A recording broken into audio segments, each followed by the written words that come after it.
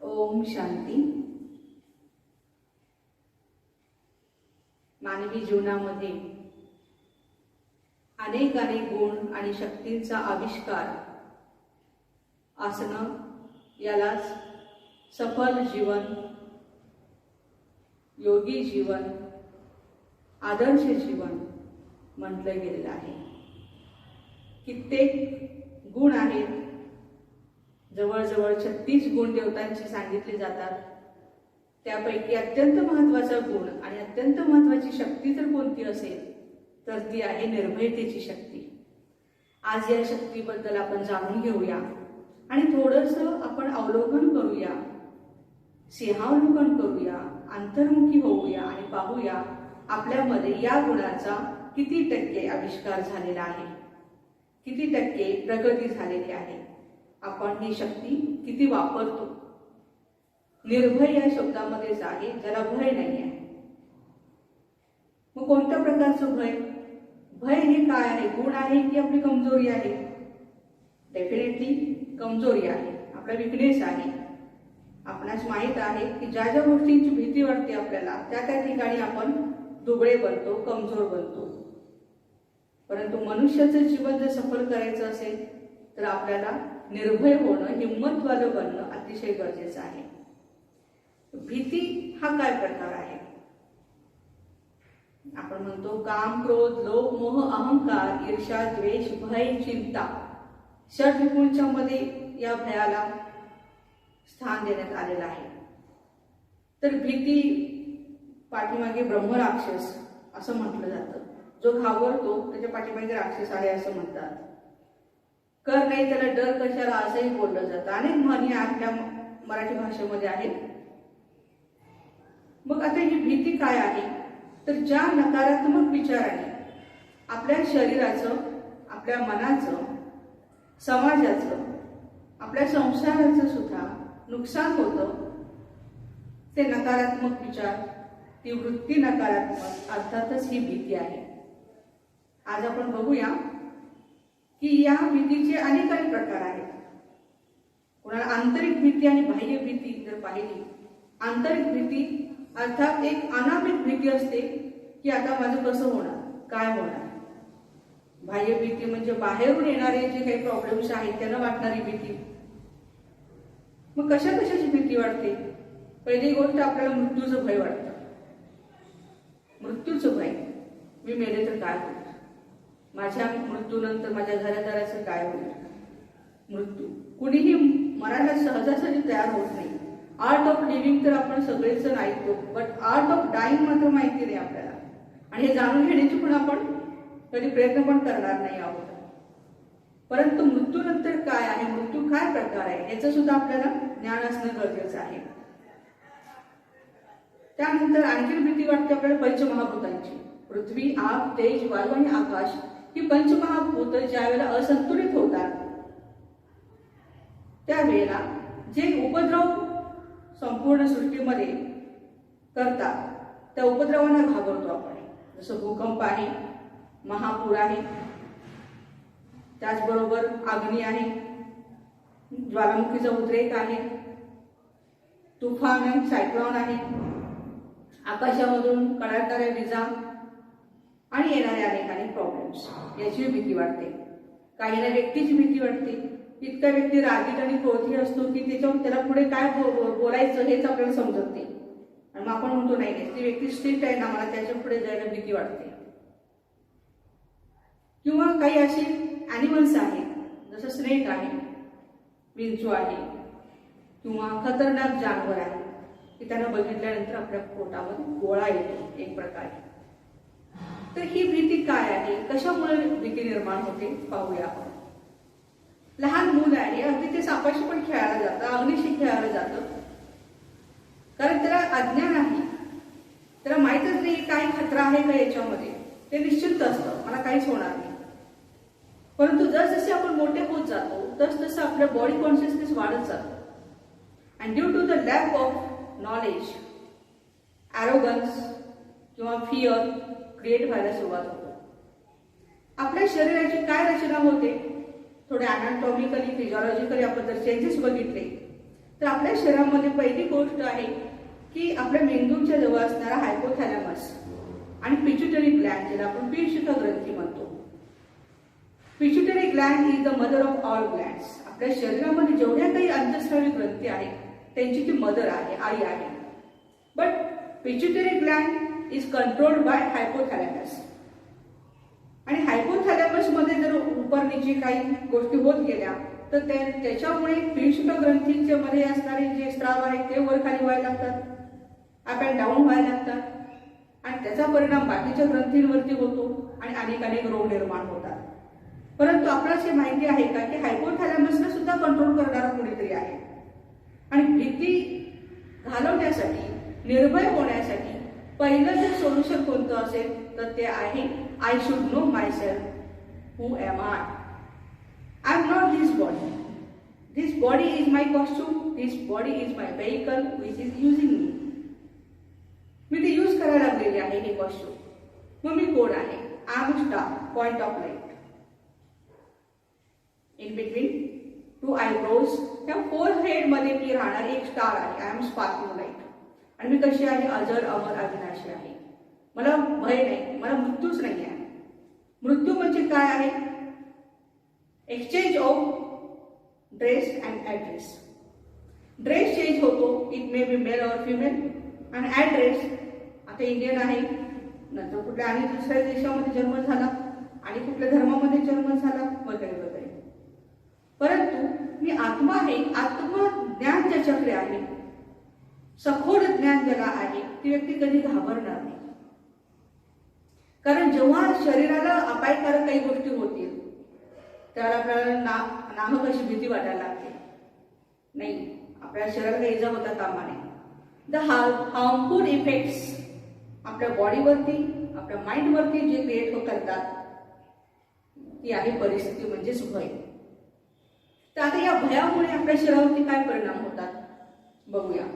जेव्हा आपल्याला भीती वाटायला लागते ना, आपली ब्रेथिंग, रेस्पिरेशन रेट जो आहे तो फास्ट व्हायला लागतो. जर आपण टेन्शन पण म्हणतो, मला टेन्शन आलेलं आहे, आणि ही भीती इतकी वाढत जाते, आपली रेस्पिरेशन रेट वाढत जातो, हार्टबीट्स वाढायला लागतात, आणि पेरिस्टाल्सिस मुवमेंट्स ज्या आहेत आपल्या पोटामध्ये त्या सुद्धा वाढायला सुरुवात होते.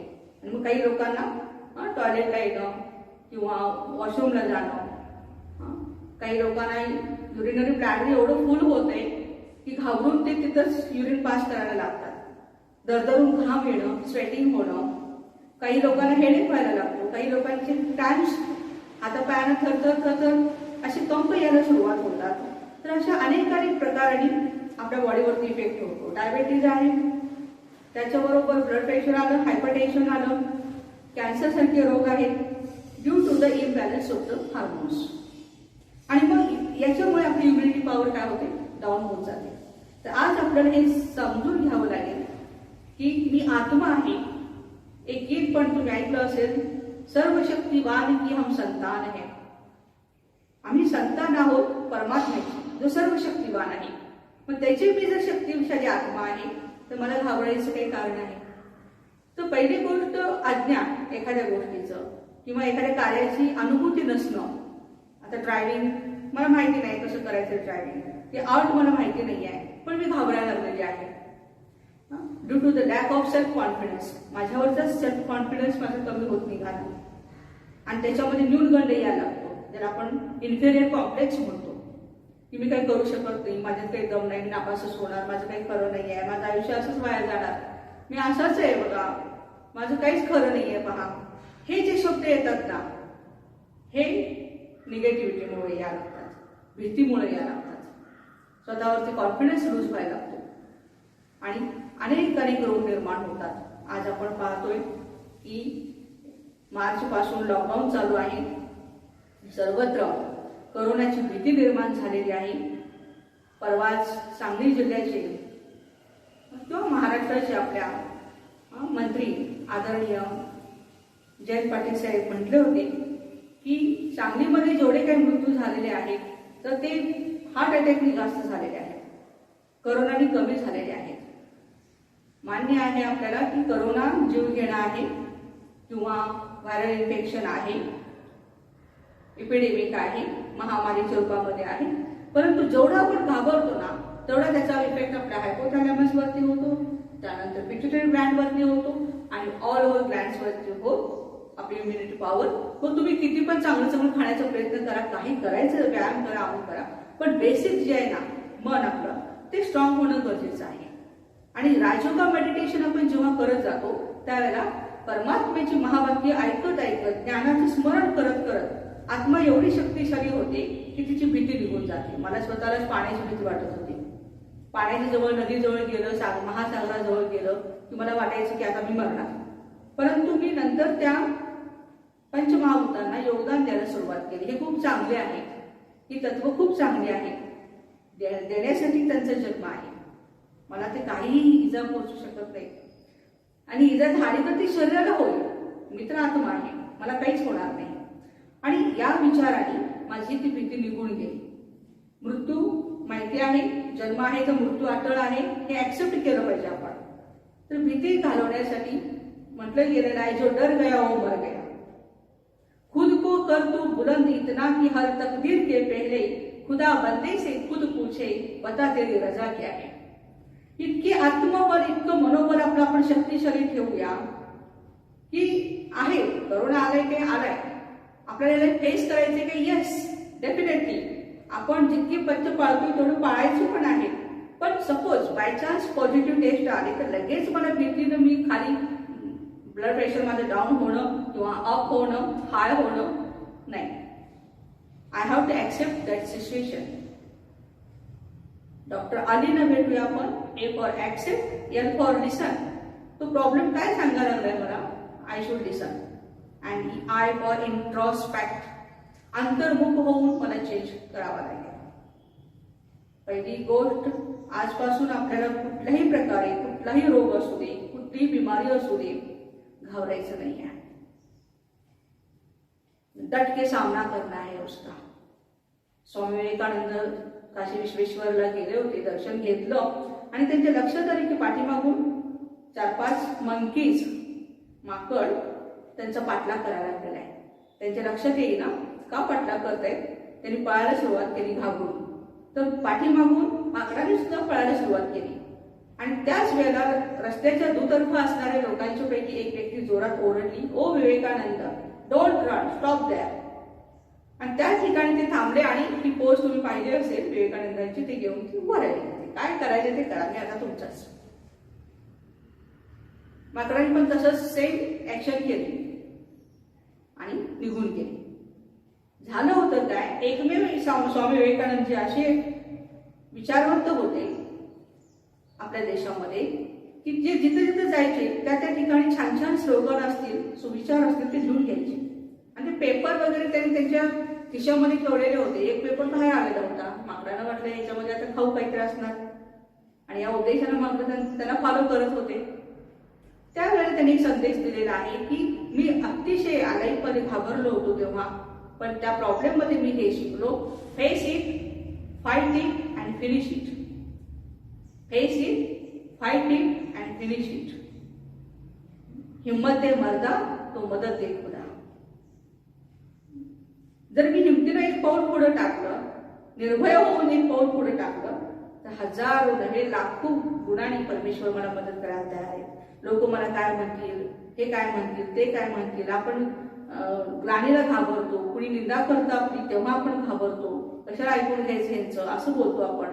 परंतु परमात्मा सांगतात जी व्यक्ती निर्भय आहे ती असंभव गोष्टींना संभव करते. जे कुणी काय बोलतं, मान अपमान जे काय आहे ते सहन करायला शिकते, समस्यांना सामोसा बनवायला शिकते, अशक्य ती गोष्ट शक्य करून दाखवते.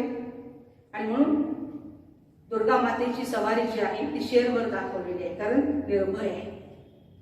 निर्भय आहे, आपल्यामध्ये प्रचंड शक्ती आहे. माझ्या सर्व बंधू आणि भगिनींनो, आज याच शक्तीची खरी परीक्षा आहे.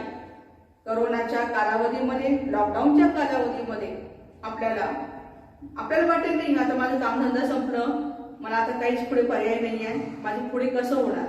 ईश्वर बसलेला आहे, आम्हा मुलांची काळजी घेत आहे. काही ना काही तर ते आपल्याला रस्ता दाखवतील. आणि दाल रोटी तो भगवान हम बच्चों को खिलाएगा ही जरूर.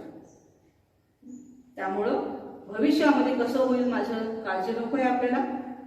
भूतकाळामध्ये पण जास्त जगायची आवश्यकता नाही. जास्तीत जास्त वर्तमान काळात आपण परमपिता परमात्मा जो सर्वशक्तिवान आहे त्या सर्वशक्तिवानाशी आपण संलग्न होऊया. स्वतःला आत्मा समजून परमात्म्याची आठवण करूया.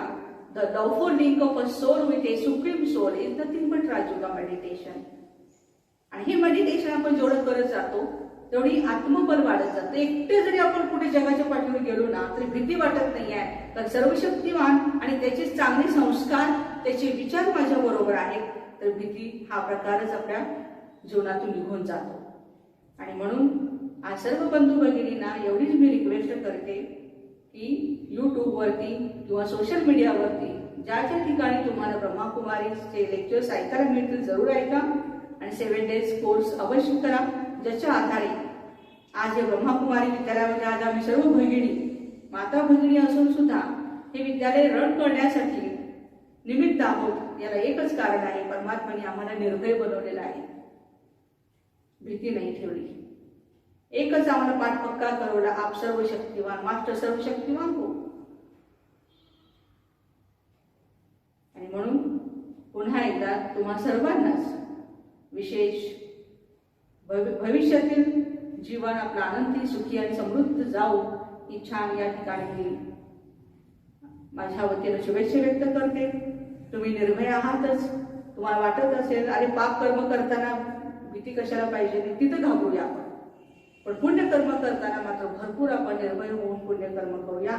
जर मी निर्भय असेल तरच हजारो लोकांना मी मदतीचा हात देऊ शकेन, सहयोगाचा हात देऊ शकेन आणि येणाऱ्या संकटांना मी तोंड देऊ शकेन. Wish all the best and thank you very much. Om Shanti.